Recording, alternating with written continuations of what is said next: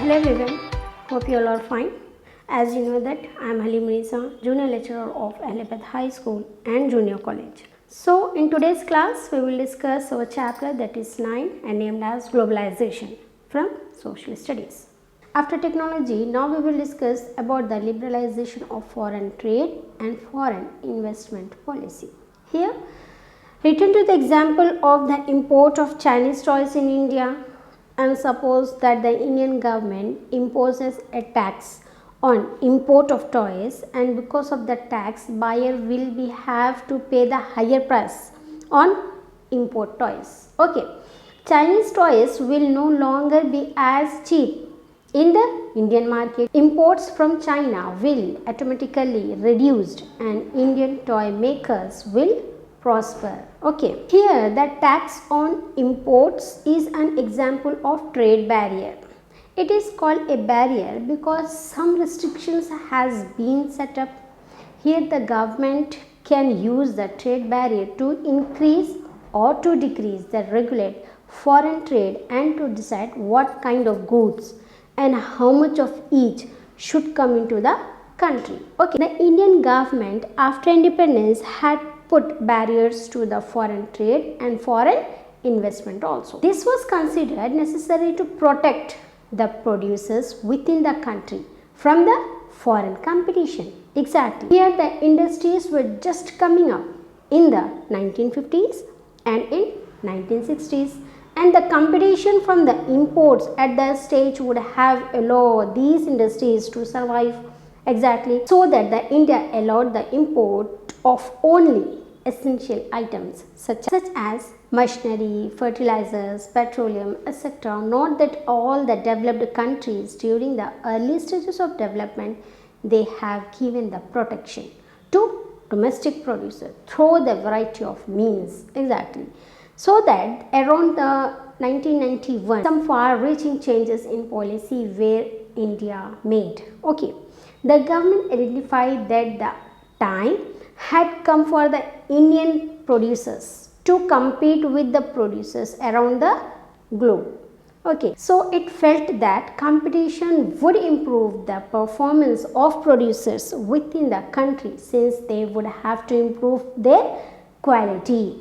So this decision was supported powerfully by international organizations. So the barriers on foreign trade and foreign investments were removed to a large extent. This means that the goods can be imported and exported easily, and foreign companies could also set up the factories and offices here. So that the removing of barriers and the restrictions set up by the government is known as liberalization. Okay, with this liberalization of trade, business are allowed to make the decisions freely about what they wish to import or export.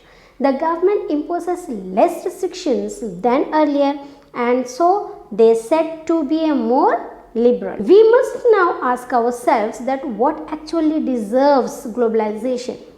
Is it capital, decision, or an economic or a technological revolution? Now here, on the basis of the economic prominence of globalization argue that it is the economic forces that are responsible for globalization and control its counters and borders. Okay, here the economic prominent of globalization argued that it is the economic forces that are responsible for globalization and control its counter and boundaries. So the holding to the political line argued that it is the government decision that allow the movement in the first place. Here the government placed the restrictions or easy regulations. The attractiveness or unattractiveness of places has to be do with the political climate and not necessarily the market conditions. Here the political basis said so. On the territory still matters. In reality, both are connected.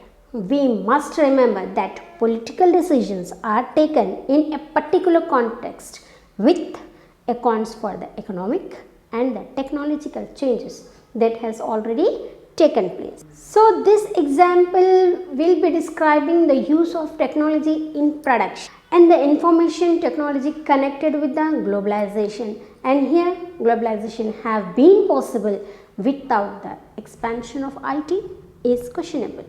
So here the example is that a new magazine published for London readers to be designed and printed in Delhi. The text of the magazine is sent through internet to the Delhi office. Okay, here the designer in the Delhi office set the instructions on how to design the magazine are given from the office in London using telecommunication facilities. So the designing is done on a computer. After printing, the magazine are sent by air to London. Even the payment of money for designing and printing from bank in London to a bank in Delhi is done. So here through the internet and through the e-banking, through the technology only, all these things are happen, and it shows the globalization between the countries and the interlinking between the countries through technology only. After liberalization and the foreign trade and foreign investment, now we will discuss about the institutions of global governance. Today the many decisions on key issues that affect a large part of the world are taken by the institutions of global governance only. A good example is that the issue of climate change. Initially, the issue of reducing carbon emissions were left to the individual countries. So it was soon found that if one country were to attempt to reduce the carbon emissions, industry could just shift to the another location where there are lower regulations. Okay. Consequently, the issues of carbon emissions and climate change has to be tackled by the countries together. Exactly. Here the other institute of global governance is WTO, and that is World Trade Organization. World Trade Organization, just now we have discussed about the liberalization of foreign trade and the investment in India was supported by some very powerful international organizations. Okay, these organizations believe the barriers to the foreign trade and the investments are harmful. Okay, here the trade between the countries should be free without any barriers. Here World Trade Organization, that is WTO, is one such organization whose aim is to liberalize the international trade. Okay, started the initiative of the development countries. Here the World Trade Organization, that is WTO, established the rules regarding the international trade and sees that these rules are obeyed. So nearly 150 countries of the world are currently member of the WTO, that is World Trade Organization. Through World Trade Organization is supposed to allow a free trade for all. In practice is to often see that they are developed countries have the unfairly retained trade barriers. Okay. On the other side, here the WTO, that is World Trade Organization, rules have forced the developing countries to remove the trade barriers. So the example for this is the current debate on the trade in agriculture product. After WTO, World Trade Organization, now we will discuss about the impact of globalization in India. What has been the effect of globalization on the lives of the people? Globalization has been of advantage of countries, particularly the well-off sections in the urban areas. This is a great choice before these consumers who know they enjoy improve the quality and the low price products. So these people today enjoy much higher standards of living than was possible earlier due to the globalization only. This is only the impact of globalization in India and on the lives of the people. Among the producers and the workers, the impact of globalization has not been uniform. Exactly. Here the firstly MNCs have increased their investments in India, which means that investing in India has been beneficial for them. So here the MNCs have been interest in industries such as cell phones, automobiles, electronics, soft drinks and fast food and services also such as banking in urban areas. These products have a large number of well-off buyers. In these industries and services, new jobs have been created for the local companies and supplying a new materials etc. taken place. So, to these industries have also prospered through the globalization only. Okay. Here the secondly, several of the top Indian companies have been able to benefit from the increased competition. Exactly. They have invested in newer technology and the production methods and raised the production standards and raised their products quality.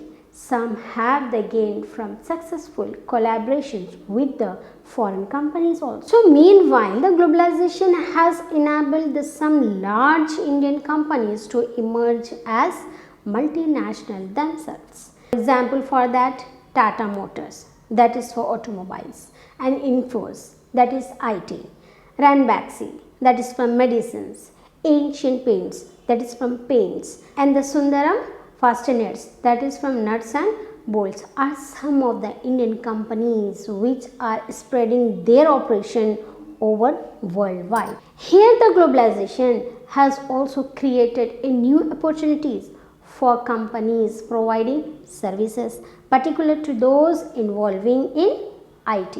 Okay.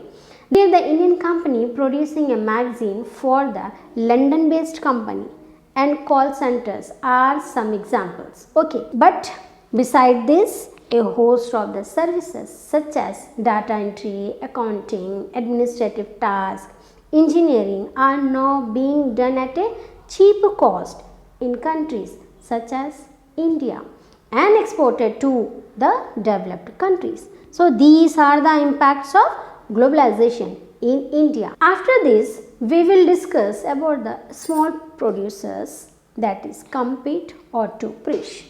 After that, the small producers that compete or perish. Here perish means fall or expire. Okay. For a large number of small producers and workers, globalization has posed a major challenge for them. Exactly. Here we will understand by this example that Ravi did not expect that he would have to face the crisis in such a short period of his life as industrialist. Okay. Ravi took a loan from the bank to start his own company producing the capitals in 1992 in House, the industrial town in Tamil Nadu. Okay. Here the capitals are used in many home appliances including the tube lights, televisions, etc. Within the 3 years, he has able to expand the production and had 20 workers under him. Okay.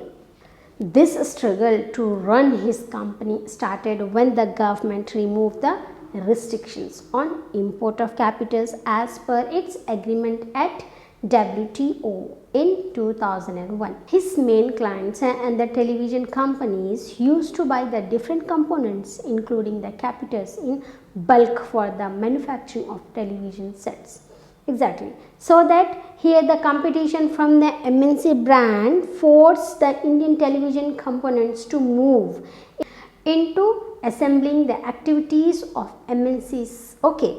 Here even when some of them budget capitals, they would prefer to the import as the price of the import item was half the price charged by the people like Ravi. Here now Ravi produced less than half capitals that the produced in a year 2000. Okay, and has only the 7 workers for them.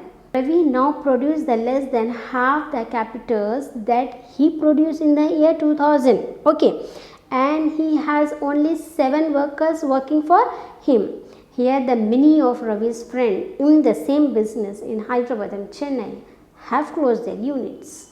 So here the globalization plays a role as compete or perish. Get it? For the small producers.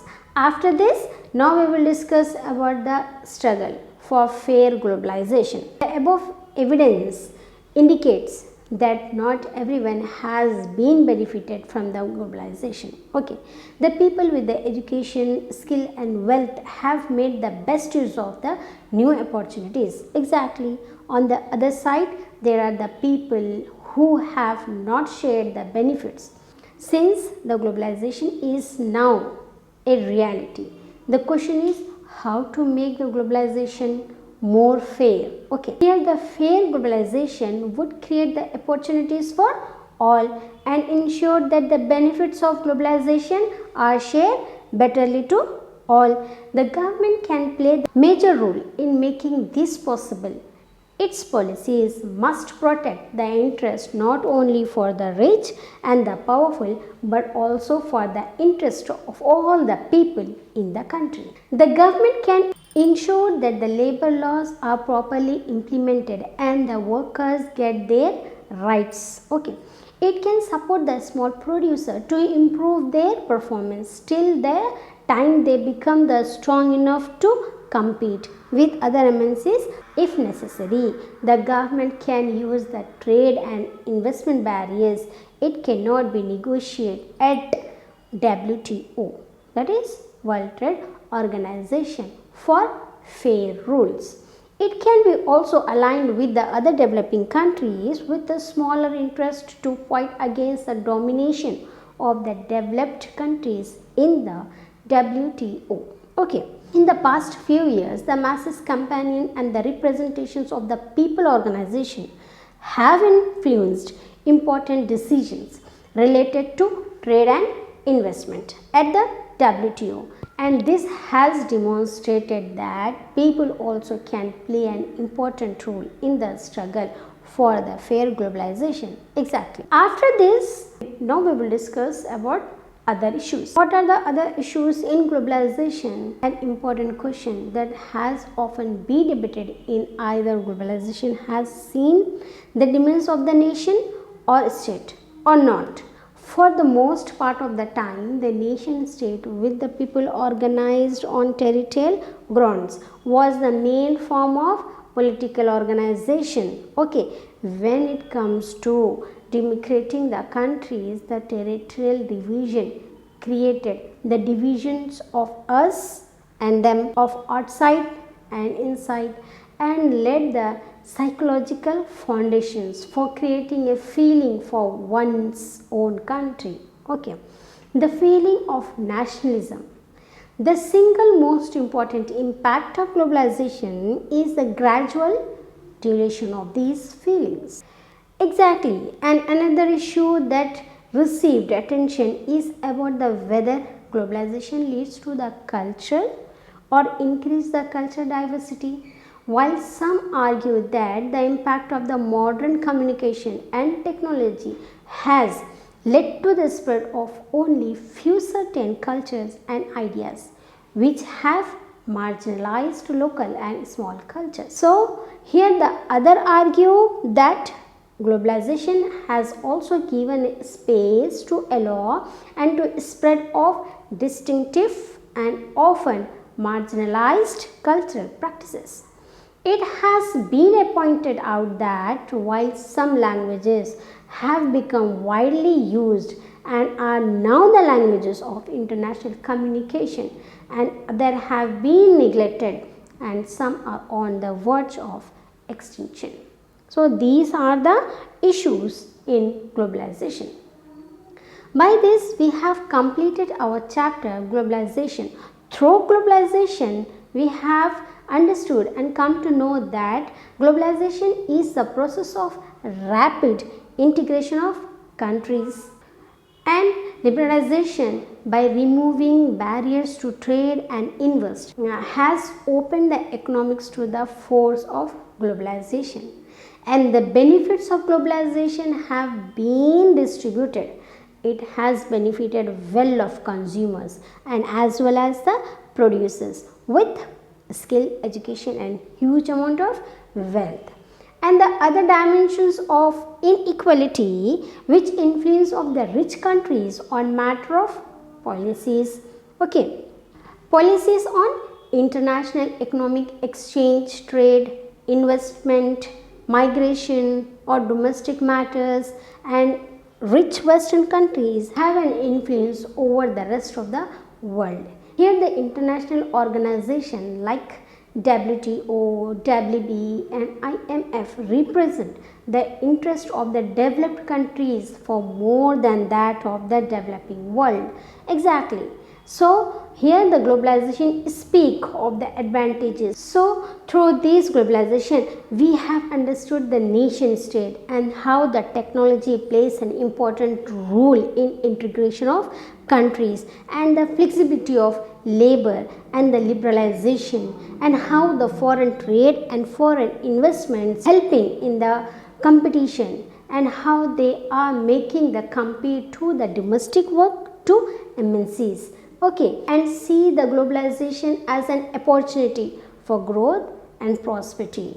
Okay, and also here the globalization argues it harms democracy and work right environment in many of the poorer countries. So all these points we have understood by the topic, that is globalization.